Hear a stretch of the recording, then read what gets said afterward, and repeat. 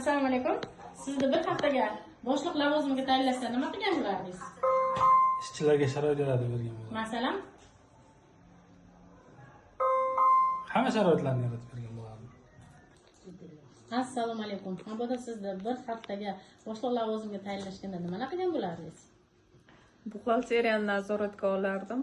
Oyliklarni yaxshilashga qaratardim. Еще yaxshi ishlaganlar rag'batlantirardim. Moddiy yoki какой-то sog'lig'ida muammosi bor xodimlarga moddiy yordamlarga qarardik.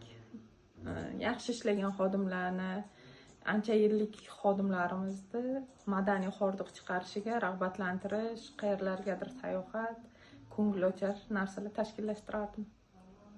Assalomu alaykum. Mabodo sizni bir haftaga boshliq lavozimiga tayinlashsa nima ish qilgan bo'lardingiz? Eng birinchi o'rinda yo'limizni to'g'rilab berardim. Birinchi o'rinda. Keyin ikkinchisi brigadan ko'paytirib berardim. 20 ta qilardim. Brigadan. Boshliq bo'lganimdan Bir haftaga boshliq lavozimiga tayinlanganingizda nima qilgan bo'lardingiz? kreslomda tushib o'tirgan bo'lardim. Assalomu alaykum. Va alaykum assalom, yaxshimisiz? Sizni Mabodo bir haftaga boshliq lavozimiga tayinlashganda nimalar qilgan bo'lardingiz? Hammaga premyalni berardim. Tez yordam xodimlariga. Yanachi? Yana nima?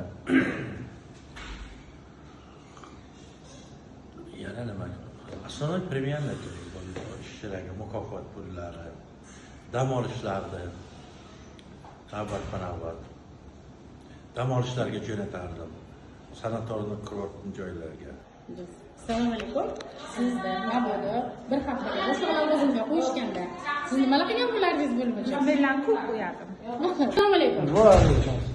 Yaxshimisiz? Sizni agar Mabodo bir haftaga boshliq lavozimiga tayinlashsa nima qilgan bo'lardingiz?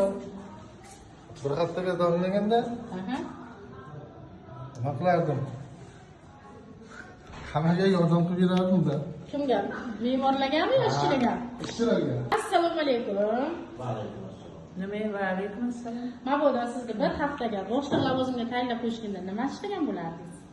Yo'q, men bo'lmayman, vaqtim yo'q. Assalomu alaykum. Doktor, Mabodo sizni bir haftaga boshliq lavozimiga tayinlashganda nima qilgan bo'lardingiz? Biroq o'sha boshliq lavozimda qolgan bo'lardim. Assalomu alaykum. Va alaykum assalom. Sizni Mabodo bir haftaga boshliq lavozimiga tayinlashsa nima ish qilgan bo'lardingiz? Hammani ishlab o'rgatardim.